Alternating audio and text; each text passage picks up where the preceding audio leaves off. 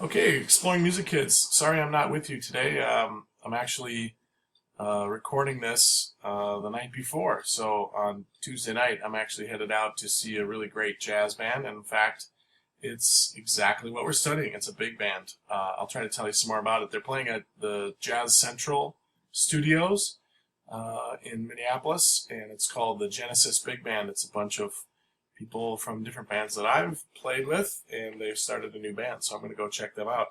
Pretty interesting that exactly what we're studying is still going on, and I happen to be going out to check them out. I'm gone. I'm taking a personal day, so hopefully I'm out fishing and catching fish today. But what we're going to do is go through some notes on some of the big band stuff and Bebop, and then hopefully you'll be able to submit your notes at the end. Shouldn't take that much time. Probably about 10 minutes, maybe 15 minutes to take notes today, and then I'm going to give you about 10 or 15 minutes to make your notes complete. Okay, so this first part will be a little bit of a helper. All of this video will be available as a link on YouTube so that you can find it and go back if what the teacher plays goes over your head or you miss it or something like that. So again, here's a review. I'm going to just fly through this stuff. We started talking about language. We have lingo. Rap has lingo. And so does jazz. So some of these terms you're going to want to make sure you have in your notes. We talked about the 1860s. You should definitely have Abraham Lincoln, the Emancipation Proclamation, and at least a video or two about the Underground Railroad or the Civil War or Harriet Tubman or Abraham Lincoln or the Mason-Dixon line. Something that just refreshes your memory about the Civil War. And again, I'm going to fly through this stuff here and not talk about all the details that led to the Civil War, but that's what was going on at the time. Ragtime music, 1880s.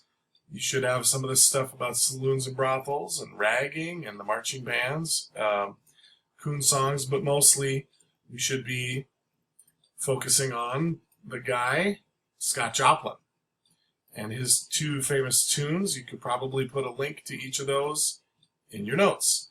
Secondly, we talked about the blues in the 1900s. Sadness, Field Hollers, The Promised Land. Remember, we split it into two different parts, whether it was gospel or blues, depending on what the topic was. We're going to cruise through this. Bessie Smith was the first one we studied right there. You should have a video of her. Ma Rainey is the other one right there. And then we added some other flavorful people like Robert Johnson, Muddy Waters. These all came a little bit later, but when we electrify the guitar, we add people like B.B. King with his guitar Lucille, T-Bone Walker. Call and response was a pretty big deal. John Lee Hooker, Stevie Ray Vaughan, the Texas Blues Rock. Now the idea here is that it's 12-bar blues, AAB form, 4 measures times 3, and that's because we double the first line of music, and you can find that in this video, which has got my mojo working. Make sure you put that into your notes. Thirdly, we talked about Dixieland in the 1917s through 1930s. Louis Armstrong is the first person you should put on there. The idea behind Dixieland music. Oh, Jelly Roll Morton is the other person. The idea behind it is that the elements of music were a mixture. All the different instruments all at once, drums, clarinet, tuba, trombone, saxophone, were like the mixture of all the people. The French New Orleans people, slave owners, former slaves, Canadian Catholics, Native Americans, Louisiana Creole. It's all just like a mixture of food. So I use that analogy. Mixture of instruments, mixture of cultures, mixture of food. There's some good videos about that. We talked about how there's a funeral march that came from West Africa that drives this whole thing.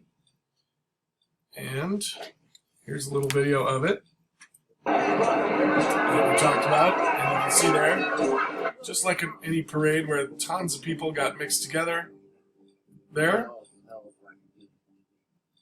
everything came together really well. 1920s, big band's puberty. This is all part of big band music, the early years. We talked through all of this stuff. And we looked at standardized instrumentation. So, for example, tonight I'm going to go see a band that has 5 trumpets, 5 saxes, 4 trombones, drums, bass, piano. I don't know if they have a vocalist, but they don't have tuba, they don't have banjo. Other than that, it's pretty standard. You can go check out brbb.org or go look at their band, the Genesis Big Band, or any of the big bands in town. You'll see vibrato. Fletcher Henderson was the person we talked about being the band leader. We watched that video. We talked about white musicians. Did they steal the music from blacks? Did it just move over into popular culture for all cultures? Or how did that go? It's kind of up for debate. Benny Goodman and Tommy Dorsey and Bix Beiderbecke were some of the people that you should write in your notes. Then we just got to this big band boom part. It's trending. It's going viral. It's becoming popular among all people, young kids, old kids. It's kind of like hip-hop is today. It's not just for the kids. It's for everybody, and it's not just for one race. It's for everybody. Whether that was done just through spreading or whether it was stolen and taken over is up for debate again. So we had the Great Depression. We had the war effort going on. And like I said, it just became American music. Duke Ellington is the first person you should write down. We already had that written in our notes. If you don't, double check it. These bands were touring. They were playing in speakeasies and clubs. Count Basie was a big deal. You can check out his, and you'll start to notice blacks and whites in the same band. Ella Fitzgerald is a big name you should check out. And, of course, Billie Holiday. Find videos of both of them and put that in because it was a very popular style of music. All right, now, this part's new. Make sure in your notes you have number 6, big band post-war, starting in the 1940s. The war was over. Metal can now be used for cars. The drinking age was lowered to 18 so that soldiers could have a beer if they wanted to. They fought for our country. We better change the laws. Boyfriends and husbands return. There's infrastructure like roads and bridges, financial stability, social stability. It all added up to people making more families, making more babies, and having lots of kids. That's called the baby boom generation. This type of music was featuring virtuoso playing, which meant skill and excellence, outstanding technical ability, just amazing ability enough so that they could show off. Buddy Rich is the first person to write down. Buddy Rich was always touted as the best drummer of all time. So you could check him out. There he is. You could put any video. There's tons and tons of hundreds of videos of Buddy Rich. You could add this one to your collection. I'm just going to preview them. You can put them in your notes and take a look. Buddy Rich and Jerry Lewis. This is a kind of a humorous drum battle. There's also some with the Muppets that you'll find. Just look up Buddy Rich and you'll find all sorts of recordings. Stan Kenton is the other one. You can take a listen to this. They were sitting there and saw. Actually, I'm going to mute that and just keep on moving. You guys can watch these videos on your own as they get added.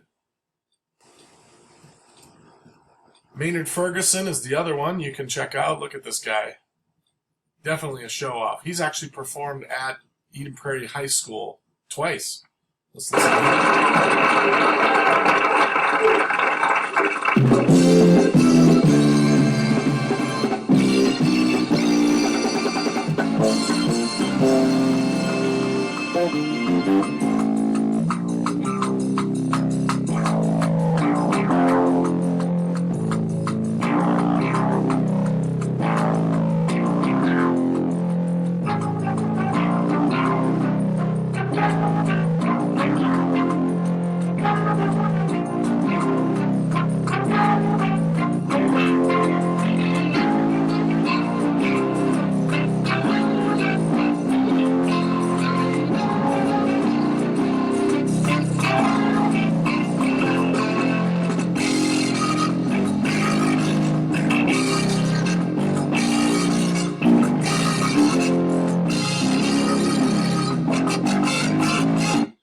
see, it got to be a little more funky. That's actually a little more rock and roll, so that was later in his career. Speaking of rock and roll, there's a great class at the high school called History of Rock and Roll. It's, I think, for all grade levels, so you can check that out if you're interested in more stuff. Moving on to bebop. So here's the story. Bebop. Bebop is kind of an interesting word. The way I remember it, in the 1940s, same time zone, is by remembering that people were soloing, going boppity beep bop bop dippity bop boom boppity beep bebop.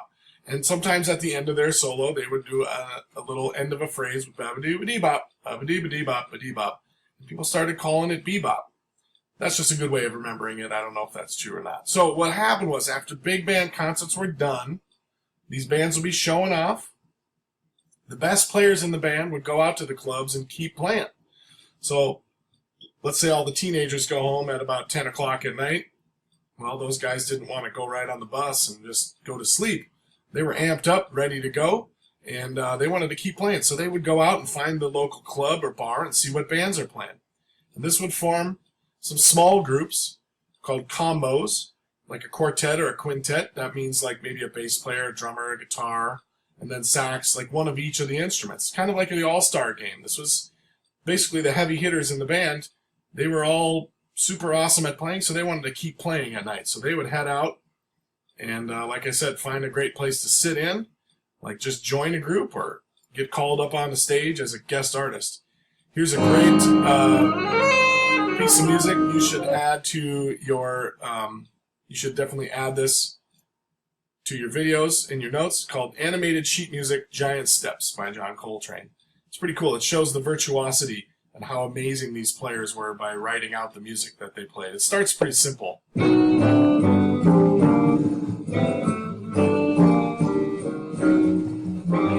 This is just the beginning of a song. It's called the main melody or the head. And then they'll just take a solo, and you'll see how amazing and complex the music starts to get. Right about here.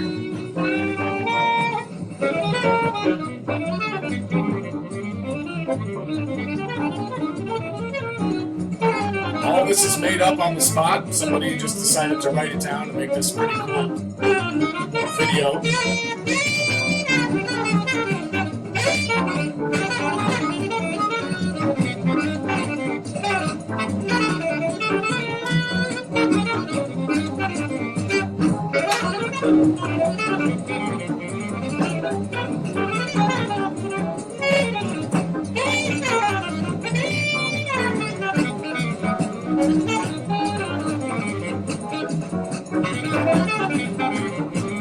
So that's pretty fun to watch. These are the main characters here. You got John Coltrane, Miles Davis. We'll start with Dizzy Gillespie. Dizzy Gillespie looks like that. He's pretty famous for how he looked. His cheeks are puffed out, and he has a bent trumpet. There's some really cool stories about him, how his trumpet got bent and how he plays that way. John Coltrane is my personal favorite. John Coltrane, Charlie Parker, otherwise known as the Bird. There he is.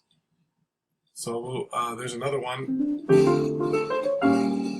of these animated sheet music things.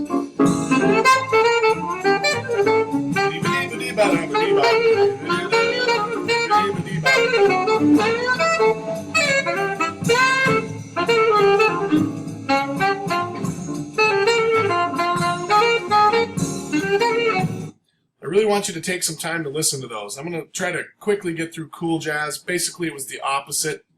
Same time period. These people were maybe later at night. They were a little more tired, 2 o'clock in the morning.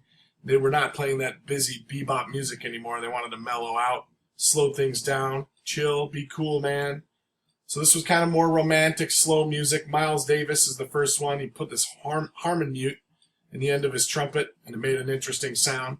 So he was well known for this. I really want you to spend some time, which I don't have on this video, watching this. So go ahead and find this video. Okay, I'll put the title back up here again. Miles Davis, Kind of Blue, 50th anniversary. There's a little documentary about it, okay? Check that out. There's a lot of Miles Davis, Kind of Blue videos out there. It's one of the most famous albums of all time. It's probably the most purchased and most listened to album in the world. Kind of Blue by Miles Davis. So that's about the end of my presentation here today. What you would do next is go over to Schoology, go into the jazz unit, click on there, and when you're all done fixing up your notes today, click on Jazz Note Taking So Far. open that up and submit a link to your notes in a reply.